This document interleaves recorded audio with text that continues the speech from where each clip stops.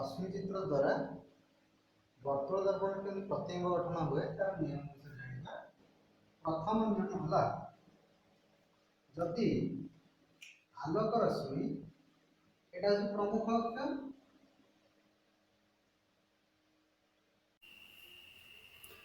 प्रमुख अक्ष सह समांतर हो जो आलोक रश्मि आसब से फोकस दे गति कर से कौन हम फोकस देकी गति कर ठीक अच्छे फोकस देकी गति कर ये हूँ प्रथम नियम। द्वितीय नियम कौन ना जो आलोक रश्मि प्रमुख अक्ष सॉरी फोकस देकी आसीबो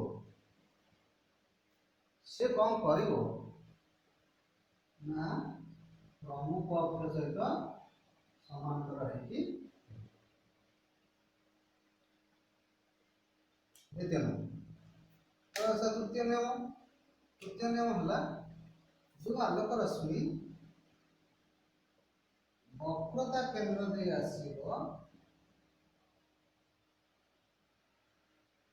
से सही वक्रता केंद्र दे फेरथियो बा तार गति पथ रे कौनसी परिवर्तन हेबो ना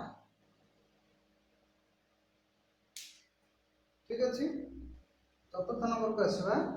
चतुर्थ नंबर कौन ना जदि गोटे आलोक रश्मि आसिकी पोल रे पहुंचे कोठी पोल रे तेबे ता तिर्यक भाव गति करे बा एई भली गति करे जेमिति आई जम पड़िचे आपतन कोण एवं प्रतिफलन कोण समान मन रखे चारोटी नियम